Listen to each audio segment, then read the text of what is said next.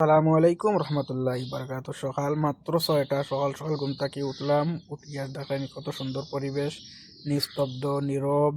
তো এতদিন আমি এই গাড়িটা চালাইছি। আজকে আমার কফিলে আমার জন্য নতুন একটা গাড়ি কিনে নিয়ে এসেছি। তো এত বড় গাড়ি আমি জুম করে দেখাইছি। তো ওই হলো সেই গাড়ি। হঠাৎ আমি জানিও না কফিলে আখতা আমার ফোন দিয়ে কই আমি বলছি আমি ডিউটিতে আছি, কই রুমে আয়। আর এদিকে এই গাড়িটা আমার জন্য নিয়ে আইছে, কি নিয়ে সেকেন্ড হ্যান্ড। এই গাড়ির সাল কত জানেননি? এই গাড়ির সাল আমার জন্ম সালের সঙ্গে সঙ্গে মিলে 2002 700 দিন নিয়ে আইছে মোর জন্য। তো তখন ডিউটি শুরু হইলো, ডিউটিতে গেলাম, গিয়া ছোট ছোট ফুলাফানদের তারা কিছু খাইতো ইস্ত্রি, তার লাই কিছু সামান কিনিয়া লইয়া আইলাম।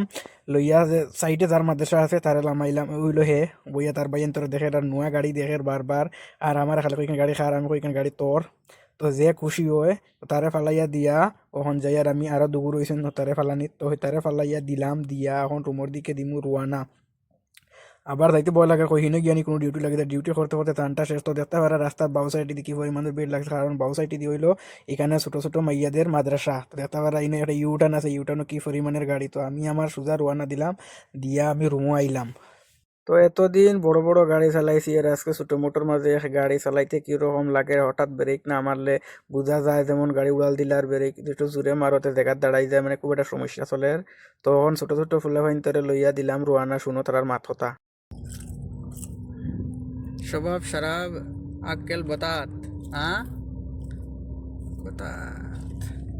গাড়ি হুড়ুমুড়ু গাড়ি রেবো বুঝছনি। তারারে ফালাইয়া তুইয়াও আইলাম, তারার বড় ভাইয়ের ছুটি গেছে এগুলো সার মাদ্রাসা, এদিক থেকে সে বাড়াইব, তার জন্য অপেক্ষা করলাম। তো সে আইলো, তারে লইয়া গেলাম যে রুমও, তারে ফালাইয়া তুইয়াও আইসে তার বড় ভাইয়ের ফোন, তারে লইয়া যাইতাম চুল কাটা। তো তারে লইয়া আইলাম এই যে জায়গা, এখানে সেলুন, এখানে তারে লইয়া চুল কাটাম, চুল কাটা শেষ আবার শুরু হয়ে গেল আর এক ডিউটি। এখানে ডিউটিতে ইয়া ছোটো ফুলারে তারে টিউশনে ঢুকাইয়া দিলাম।